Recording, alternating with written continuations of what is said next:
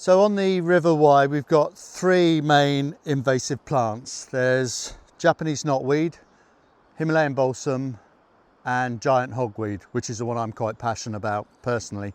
There's also another one, American skunk cabbage. We're starting to learn a bit more about that one and finding places where we didn't realise it was, but it's not as prevalent as the other three. Now, I've chosen this site because we do have two of the invasive species I've mentioned on site in different age classes. Himalayan balsam is the first one. It's really started to germinate now with all the warm weather we've had, and people get tempted, let's go and deal with it now, let's get ahead of ourselves and spray it. Obviously, being by a watercourse, you can only use the approved spray with the correct certification from NRW or the Environment Agency. You're only allowed to use aquatically approved chemicals, of which Roundup is the only one.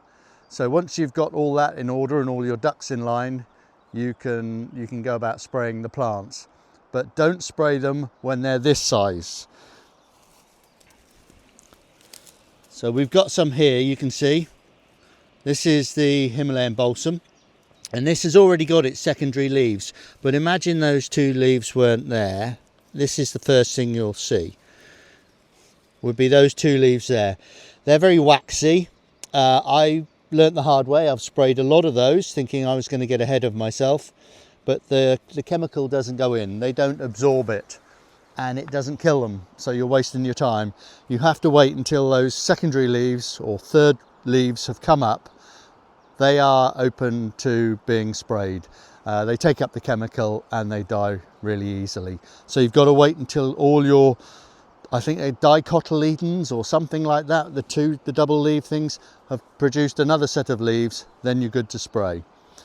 Now this particular little section here of the river was a massive bush of Japanese knotweed. I've been spraying it for 8 years now. With Japanese knotweed, you have to wait until September and you spray it when it's in full flower. All of the energy from its rhizomes are up in its leaves and in its flowers, so the roots or the rhizomes are at the weakest state. They've got their least energy in the rhizomes. It's all above ground. So then you spray it in September, and that's how you get your best success.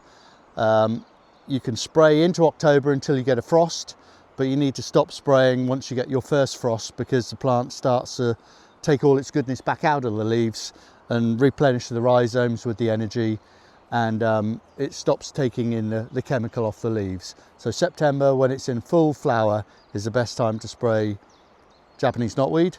And again, glyphosate, Roundup is the only chemical you can really use next to the water. So imagine this, a massive big bush of Japanese knotweed. After 8 years, I've reduced it to this amount of weeds. So there's one there. You can say this is this year's growth. There's little bits coming up here and here. And then there's a little bit of a group here. Hunter sit. Little bit of a group here. So you have to battle away at this stuff. Sometimes you can have 100% kill rate. I don't know what stars have aligned to get that result in one hit. Sometimes it does happen, but mostly you get a few spikes coming up every year, and you just have to keep going back in September and spraying it until it eventually stops. I can't offer any more knowledge than that, really. It does eventually peter out. Now the last one, which is my favourite, is giant hogweed, and we don't have any here, thankfully. And this is the one we've had most of our success with because it produces seeds, about 10,000 seeds per head. Knotweed doesn't produce seeds, it just grows off of every little piece of plant that floats off and makes another plant. So hogweed is really big, it's got big leaves, it takes chemical really, really well, and it dies very easily. And if you stop producing flowering seeds, eventually you'll run out of plants and the seed bank will run out, and you will stop the infestation. I have one stem from a previous plant which I keep for such occasions as this.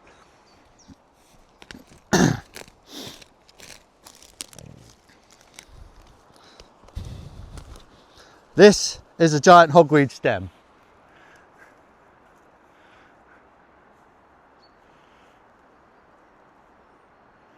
So this is a big one. This is a trophy one.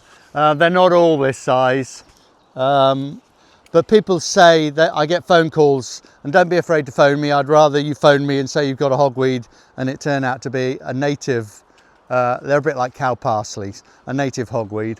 Same species, same type of plant. I'd always rather come and check and find out that it is a native one rather than one of these. But just as an example, this is what the real thing is. Its stem is as thick as my wrist at the base. This is quite a skinny, tall one. You get short, fat ones like everything in life, but this is, I went for height on this one. So they've got big leaves like rhubarb, big surface area. You spray them with glyphosate again, and they die very easily. But be careful of the sap. These are the only dangerous one out of the three. Their sap is, it causes blisters and welts, and if it gets on your skin, certainly use eye protection if you're doing anything with these plants. And the welt is photoceptives.